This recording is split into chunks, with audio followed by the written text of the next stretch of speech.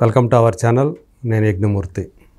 మనందరికీ తెలుసు, వరదలు అనేవి ఆంధ్రప్రదేశ్ని అలాగే ఇటు తెలంగాణని ఎంతగా అతలాకుతలం చేసేసావో జనజీవితాలని.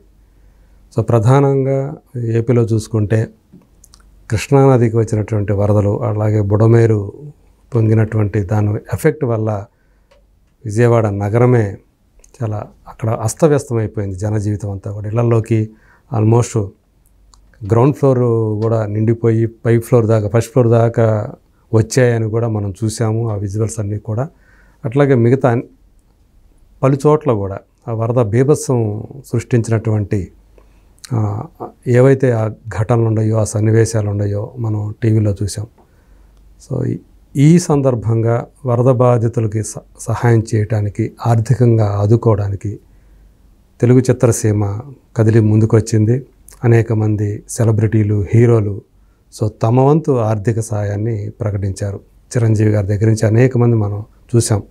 కోట్ల రూపాయల ప్రభాస్ కానివ్వండి, మహేష్, జూనియర్ ఎన్టీఆర్, రామ్ చరణ్, అల్లు అర్జున్, అట్లాగే పవన్ కళ్యాణ్ అయితే ఆయన స్వయంగా దాదాపు 6 కోట్ల రూపాయలు ఆయన ఓన్లీ ఆంధ్రప్రదేశ్కి ఆయన అందజేశారని చెప్పేసి మనం చూసాం. సో ఈ నేపథ్యంలో జూనియర్ ఎన్టీఆర్ ఏదైతే 1 కోటి రూపాయలు ఆయన సాయం ప్రకటించారో అది అందజేయడానికి స్వయంగా తనే ఈరోజు శుక్రవారం ముఖ్యమంత్రి చంద్రబాబు నాయుడు గారిని కలవబోతున్నారంటూ ఒక వార్త అయితే హల్చల్ చేసింది. సో కానీ ఇది నిజం కాదు, ఆయన ఏమి వెళ్ళటం లేదు అని చెప్పేసి కూడా మళ్ళీ కొన్ని వార్తా సంస్థలు పేర్కొన్నాయి.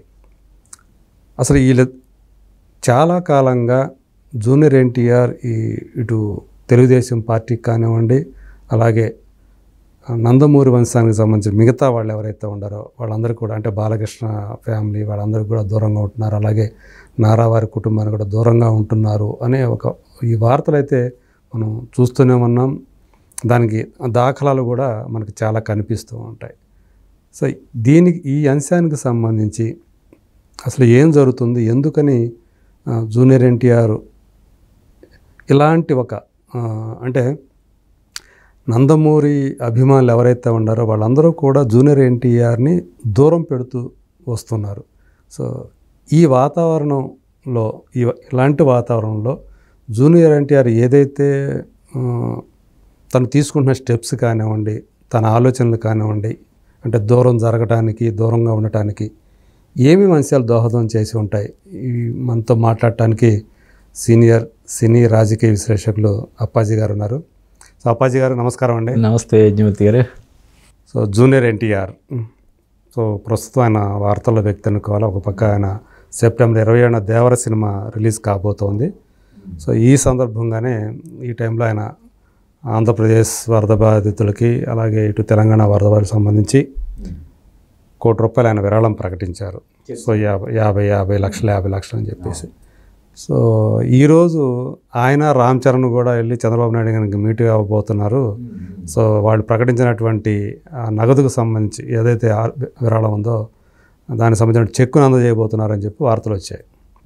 సో తర్వాత వేరే కొన్ని సంస్థలు ఆయన వెళ్ళటం లేదు, కలవట్లేదు కూడా అని కూడా రాసుకొచ్చారు. సో దీన్ని ఎలా చూడాలంటారు అసలు? అంటే జూనియర్ ఎన్టీఆర్ ఎందుకని ఈ మొత్తానికి ఈ కుటుంబానికి కానీ లేదా తెలుగుదేశం పార్టీకి కానీ, ఎందుకంటే ఒకప్పుడు నేను చివరి వరకు నేను తెలుగుదేశం పార్టీలోనే ఉంటానని కూడా ప్రకటించాడు. ఆయన ఇప్పుడు కూడా ఇందులో జాయిన్ అవ్వలేదు కదా, ఎక్కడ జాయిన్ అవ్వలేదు, క్రియాశీలకంగా లేడు. సో దీన్ని ఎలా చూడాలంటారు? అంటే ఇప్పుడు ఈ సోషల్ మీడియా యుగంలో ఒక వార్తని క్రియేట్ చేయడం అంటే మామూలుగా ఏం చెప్తారు, నిప్పు లేనిదే పొగరాలని చెప్పంటారు. కానీ ఇప్పుడు అసలు నిప్పు అవసరం లేదు ఈ సోషల్ మీడియాకి. చిన్న ఉప్పు కూడా అవసరం లేదు, నిప్పు కాదు కదా, ఉప్పు కూడా అవసరం లేదు. జస్ట్ లైక్ దట్ ఒక న్యూస్ని క్రియేట్ చేసి అలా వైరల్ చేసేయగలుగుతారు. కాబట్టి ఎన్టీఆర్ స్వయంగా వెళ్ళి చంద్రబాబు నాయుడు చెక్కు అందజేయాలనుకుంటున్నాడు అన్నదే తర్వాత మీరే చెప్పారు, అది నిజమైన వార్త కాదని చెప్పి. ఇక చంద్రబాబు నాయుడుతో ఎన్టీఆర్కి ఏ విధమైనటువంటి విభేదాలు ఉన్నాయో మనకు కరెక్ట్గా తెలియదు. అంటే 2009లో మనం అందరం చూసాము. 2009 ఎన్నికల్లో తెలుగుదేశం పార్టీ ప్రచారం కోసం చాలా క్రియాశీలక పాత్ర పోషించాడు, చాలా విస్తృతంగా పర్యటించాడు. ఆ సందర్భంగా ఒక పెద్ద యాక్సిడెంట్ కూడా ఎదుర్కొన్నాడు, దాని నుంచి బయటపడ్డాడు. అయితే అప్పుడు ఏమైందంటే, అంటే నాకు అనిపించింది ఏంటంటే, ఆ రిజల్ట్స్ వచ్చిన తర్వాత కొంతమంది పనికిమాలిన వాళ్ళు పనిగట్టుకొని ఎక్కడైతే ఎన్టీఆర్ ప్రచారం చేశాడో అక్కడ తెలుగుదేశం పార్టీ ఎక్కువ దెబ్బపడింది, పనిగట్టుకొని ఎన్టీఆర్ ప్రచారం చేసిన నియోజకవర్గాల్లోనే తెలుగుదేశం పార్టీ ఓడిపోయిందనే దాన్ని ఒకటి తెర మీదకు తీసుకొచ్చారు. అది ఖచ్చితంగా ఇప్పుడు మనం ఏదో ఒక సాయం చేద్దామని చెప్పి సినిమాలు మానుకొని కోట్లాది రూపాయల రెమ్యునరేషన్ వచ్చే సినిమాలు మానుకొని మనం ప్రచారానికి వెళ్ళి ప్రాణాలను తెగించి ఎండవానలు లెక్క చేయకుండా ప్రచారం చేస్తే తీరా ఓడిపోయిన తర్వాత ఇటువంటి ప్రచారాన్ని తెర మీదకి తీసుకొస్తే ఎవరికైనా బాధ అనిపిస్తుంది. కానీ దానివల్ల వాళ్ళిద్దరి మధ్య విభేదాలు ఏర్పడి ఉంటాయని నేను అనుకోవట్లేదు, కానీ అది కూడా ఒక చిన్న కారణం ఏంటో అనుకుంటున్నాను. ఎందుకంటే ఎన్టీఆర్ పెళ్లిలో కూడా చంద్రబాబు నాయుడు చాలా కీలక పాత్ర పోషించారని చెప్తారు. ఎందుకంటే ఎన్టీఆర్ అత్తగారు స్వయంగా చంద్రబాబు నాయుడు మేనకోడలు కూతురు మొత్తం మీద. అలాగా ఎన్టీఆర్ పెళ్లి విషయంలో చంద్రబాబు నాయుడు మధ్యవర్తిత్వం వహించి పెద్దగా ఉండి పెళ్లి జరిపించాడని చెప్తారు. కానీ ఆ తర్వాత ఎందుకని వాళ్ళ మధ్య విభేదాలు వచ్చాయో ఏంటో మనకు తెలియదు. అంటే ఆయన సన్నిహితులైనటువంటి కొడాలి నాని కానివ్వండి, అది కూడా కానివ్వండి, అవునవును వైసీపీలోకి చేరటం ఎన్టీఆర్ చెప్పడం వల్ల అక్కడ కొడాలి నానికి సీట్ ఇవ్వడం జరిగింది. అక్కడ అప్పటికి ఎగ్జిస్టింగ్ ఎమ్మెల్యేగా ఉన్న అతనికి టికెట్ ఇవ్వకుండా కొడాలి నానికి ఇవ్వడం, అతను గెలవడం కూడా జరిగింది. అలాగే వల్లభనేని వంశీ ఎన్టీఆర్తో సినిమా కూడా తీసాడు, కొడాలి నాని కూడా ఇద్దరు ప్రొడ్యూసర్లు కదా. ఇలా అంటే కర్ణుడి చావుకి కారణాలని మనం చెప్పొచ్చు, రకరకాల కారణాలు. ఏదో ఒక పర్టికులర్ ఒక అంశాన్ని చిన్నవంటి ఈ పాటికి అయిపోయేవి కదా, సమస్య పోయేవి కదా. ఏవో ఇంకొంచెం అంటే ఎవరైనా ఇప్పుడు పైగా ఇప్పుడు ఒక చంద్రబాబు నాయుడు ఆయన స్థాయి ఇప్పుడంటే ముఖ్యమంత్రి కాకపోయినా కూడా ఆయన చాలా పెద్ద స్థాయి కదా. అలాగే ఎన్టీఆర్ కూడా అతను కూడా చిన్న స్థాయిలోనే టీనేజ్లోనే స్టార్డమ్ సాధించిన ఘనత ఎన్టీఆర్కి ఉంది. మరి ఎందుకు వాళ్ళ మధ్య ఈవెన్ చంద్రబాబు నాయుడుతోనే కాదు, బాలకృష్ణ తోటి కూడా కొంచెం దూరంగానే పెడముఖంగానే ఉంటున్నారు. మొన్న జరిగిన స్వర్ణోత్సవాలకు కూడా ఎన్టీఆర్ హాజరు కాలేదు. అది పైగా ఆయన ఆ ముందు రోజే జరుగుతున్న సెప్టెంబర్ 1న ఇది ఈవెంట్ జరుగుతుంది. ఆయన ఆగస్టు 31న మేము కర్ణాటకలో ఉన్నట్టుగా ఆయన తన సోషల్ మీడియా అప్పుడు దాకా ఆయన ఎలా కామ్గానే ఉన్నాడు. కానీ 31న ఒక రోజు ముందు, అంటే ఇది ఒక పక్క నడుస్తుంది ఇక్కడ, చర్చ నడుస్తుంది. వస్తాడా రాడా, జూనియర్ ఎన్టీఆర్ వస్తాడా రాడా అని సెలబ్రిటీస్ ప్రోగ్రామ్స్ అప్పటికప్పుడు మనలాగా ఇప్పుడు అనుకొని రేపు వెళ్ళిపోవడం అనేది కాదు కదా. ముందు కొంత కనీసం ఒక వారం 10 రోజుల ముందైనా ఫిక్స్ అయ్యి ఉంటాయి. ఇది కూడా 2 వారాల ముందు ఫిక్స్ అయిందేగా, సెప్టెంబర్ 1. అవును, కానీ ఇప్పుడు ఆహ్వానించారు, ఇంకో 2-3 రోజులు ఉందనగా ఆ బాధ్యత నందమూరి రామకృష్ణకి అప్పచెప్పారని పత్రికలో రావడం వరకు మనకు కూడా తెలియదు కదా. పత్రికలో ఏమొచ్చింది, ఈ బాధ్యతని ఈయనకి అప్పచెప్పారు అని చెప్పి వచ్చింది. అంటే అంతకుముందు ఎన్టీఆర్ 100వ జయంతి ఉత్సవాలకు కూడా ఎన్టీఆర్ జూనియర్ ఎన్టీఆర్ దూరంగానే ఉన్నాడు కదా. ఇప్పుడు అక్కడ విజయవాడలో రజనీకాంత్ వీళ్ళందరూ హాజరైన దానికి కూడా తనేమి హాజరు కాలేదు. అప్పటికి దూరంగా ఉంటున్నాడు, అప్పటి నుంచి దూరంగానే ఉంటున్నాడు. ఈవెన్ తెలుగుదేశం పార్టీ విజయం సాధించిన తర్వాత కూడా మిగతా వాళ్ళందరూ కూడా, మిగతా సెలబ్రిటీలు, హీరోలు కానీ వేరే భాష చిత్రసీమకు చెందిన సెలబ్రిటీలు కూడా హాజరయ్యారు, ప్రకటనలు చేశారు గెలిచినప్పుడు. సో ఈయన 2 రోజుల దాకా తర్వాత ట్వీట్ చేయటం, అవును, ఈవెన్ తర్వాత ప్రమాణ స్వీకారం చేసినప్పుడు కూడా వెంటనే స్పందించకపోవటం, ఇదంతా కూడా కొంచెం లేటుగా స్పందించడం. అంటే ఇక్కడ యజ్ఞమూర్తి గారు ఇక్కడ ఏంటంటే, ఇప్పుడు ఉదాహరణకి చంద్రబాబు నాయుడు మళ్ళీ అక్కడ ముఖ్యమంత్రి అయిన తర్వాత ఎన్టీఆర్ ప్రమాణ స్వీకారానికి హాజరయ్యాడు. బాలయ్య స్వర్ణోత్సవానికి వాళ్ళ ఆహ్వానాన్ని అందుకొని వెళ్ళాడు. అప్పుడు ఏమంటారంటే, అక్కడ అధికారంలోకి వచ్చాడు చంద్రబాబు నాయుడు, ఇక్కడ రేవంత్ రెడ్డి కూడా చంద్రబాబు నాయుడుకి అనుకూలమైనటువంటి వ్యక్తి కాబట్టి భయపడి ఎందుకు వచ్చింది గొడవలే అని చెప్పి సరెండర్ అయిపోయాడు అంటారు కదా. ఇప్పుడు ఏదైతే అంతే కదా, చాలా మంది అంటారు వస్తే దూరం తగ్గిపోయే అవకాశం ఉంది, అలాగంటారు. ఇలా కూడా అంటారు కదా. ఇంకా మనోడు ఇంకా తోకజాడించేసాడు, లేకపోతే అంటే నెగిటివ్గా మాట్లాడే వాళ్ళు ఎప్పుడు కూడా ఇట్లాగా ఏదో అప్పుడు కూడా నెగిటివ్గానే నెగిటివ్గానే మాట్లాడతారు, దాన్ని నెగిటివ్గానే తీసుకుంటారని. అంతే కదా. ఇప్పుడు అక్కడ అధికారంలోకి వచ్చేది కాబట్టే అంతకుముందు శత జయంతి ఉత్సవాలకు దూరంగా ఉన్నవాడు, ప్రచారానికి దూరంగా ఉన్నవాడు, అంటున్నట్టు ఉన్నవాడు, నా కొడాలి నాని అలా అంత రెచ్చిపోతున్నా, వల్లభనేని వంశీ అంత ఘోరమైనటువంటి దీనికి తెగబడిన బూతులు ఖండించినటువంటి, మామూలుగా నామమాత్రంగా ఖండించాడు తప్ప దాన్ని ప్రేక్షక పాత్ర పోషించినటువంటి ఎన్టీఆర్ ఇప్పుడు సరెండర్ అయిపోయాడు తప్పనిసరి పరిస్థితుల్లో అని వచ్చేస్తా అంటారు.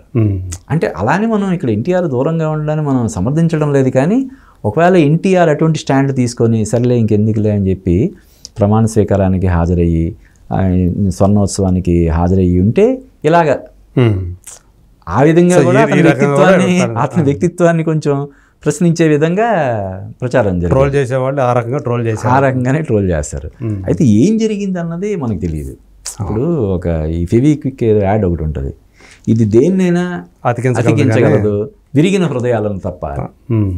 అంటే అలా ప్రేమికులకు వర్తించే ఇది అనుకోండి. అంటే రాజకీయాల్లో సినిమాల్లో చెప్తుంటారు ఎప్పుడు శాశ్వత శత్రుత్వంగానే ఉండదని. కాబట్టి రేపొద్దున్న మళ్ళీ వీళ్ళందరూ కలిసి చిన్న ఏవైతే అభిప్రాయ భేదాలు ఉన్నాయో అవన్నీ సమసిపోయి అందరూ హ్యాపీగా కలవచ్చు. రేపొద్దున తెలంగాణలో ఎన్టీఆర్ తెలుగుదేశం పార్టీకి సారథ్యం వహించాలని కోరుకునే వాళ్ళు కూడా చాలామంది ఉన్నారు. ఇప్పుడు అలాగే రాష్ట్ర విభజన జరిగింది, లోకేష్ దీనికి ఇబ్బంది లేదు కాబట్టి ఇక్కడ తెలంగాణ వరకు ఎన్టీఆర్కి పగ్గాలు అప్పచెప్తే బాగుంటుందని కోరుకునే వాళ్ళు కూడా చాలామంది ఉన్నారు. కాబట్టి రాజకీయాల్లో ఎప్పుడు ఏం జరుగుద్దో మనం అసలు గెస్ చేయలేం కదా. కాబట్టి దాన్ని మనం వాళ్ళ మధ్య ఎందుకు విభేదాలు ఏర్పడ్డాయో మనకి తెలియదు. ఈవెన్ కళ్యాణ్ రామ్ కూడా ఇద్దరు అన్నదమ్ములు ఇద్దరు కూడా ఆ దూరం పాటిస్తున్నారు. ఈవెన్ వాళ్ళ కళ్యాణ్ రామ్ సొంత సిస్టర్ మళ్ళీ పోటీ చేసినప్పుడు వీళ్ళేదో నామమాత్రంగా ఒక లేఖ విడుదల చేశారు తప్ప మద్దతు ప్రకటిస్తూ ప్రచారం చేసింది లేదు, కనీసం ఒక వీడియో రిలీజ్ చేసింది లేదు, ఏమీ లేదు కదా. ఆమె మాత్రం క్రియాశీలకంగానే పార్టీ తరఫున పనిచేస్తున్నారు స్టిల్. అదే కాబట్టి మనం చెప్పలేము. పైగా రాజకీయాల్లో ఏంటి, తండ్రి ఒక పార్టీలో ఉంటే కొడుకు ఇంకో పార్టీలో ఉంటాడు. చాలా చోట్ల అంటే వాళ్ళ ప్రయోజనాలు కాపాడుకోవడం, వ్యాపార ప్రయోజనాలు కావచ్చు, ఇతరత్ర ప్రయోజనాలు కావచ్చు. అలా కూడా నువ్వు అక్కడ ఉండు, నేను ఇక్కడ ఉంటాను అన్నదమ్ములు. చూశాను తెలంగాణలో ధర్మపురి శ్రీనివాసు ఆయన కొడుకు అరవింద్ రెండు వేరు, ఒకరు కాంగ్రెస్లో ఉంటే ఇంకొక బీజేపీలో ఉంటుంది. ఈవెన్ భార్యాభర్తలు కూడా ఒక అండర్స్టాండింగ్ వస్తారో లేకపోతే కావాలని వాళ్ళ మధ్య విభేదాలు ఏర్పడతాయి మనకు తెలియదు, కానీ వేరే వేరే పార్టీల నుంచి పోటీ చేయడం, పరస్పర దోషంలో చేసుకోవడం ఇవన్నీ మనం చూస్తుంటాం కదా. కాబట్టి ఇవన్నీ రాజకీయపరమైనవి కానీ మనం అక్కడ చూస్తాం చూడాలి. బట్ ఇక్కడ వేరుగా అవునవును ఇదేంటంటే ఒక ఫ్యామిలీకి సంబంధించిన వాళ్ళు, పైగా ఎన్టీఆర్కి వారసుడిలాగా ఆయన పేరు పెట్టుకోవడం, అతని రూపాన్ని పుణికిపుచ్చుకోవడం, అభినయం పరంగా కూడా తాతకి తగ్గ మనవడు అనిపించుకోవడం, ఇవన్నీ కారణాల వల్ల ఈ చర్చ అంతా. అయితే అట్ ది సేమ్ టైం మొన్న మోక్షజ్ఞ బర్త్డే సందర్భంగా ఎంట్రీ గురించి ప్రకటన వచ్చినప్పుడు ఎన్టీఆర్ స్వాగతించాడు కదా, అభినందనలు తెలియజేశాడు కదా. మరి అలా అంటే దానికి కూడా ఇగ్నోర్ చేసి ఉండాలి కదా, అదేం లేదు కదా. దాన్ని హ్యాపీగా అతను వెల్కమ్ చేశాడు. మరి ఇవి ఎందువల్ల వాళ్ళకి బాలకృష్ణ ఫ్యాన్స్ ఎవరైతే ఉన్నారో, ఎన్బీకే ఫ్యాన్స్, వాళ్ళు ఎవరు కూడా జూనియర్ ఎన్టీఆర్కి సంబంధించి అంటే ఈ ఇద్దరు ఫ్యాన్స్ మధ్య వారు నడుస్తుంది. మీరు గమనిస్తే అవును మీకు తెలుసు కదా, వీళ్ళు వాళ్ళని ఓన్ చేసుకోరు, వాళ్ళని వీళ్ళు ఓన్ చేసుకోరు. అవును, అలా రెండు వేరు గ్రూపులు అన్నట్టుగా నడుస్తూ ఉంటుంది. అవునవును.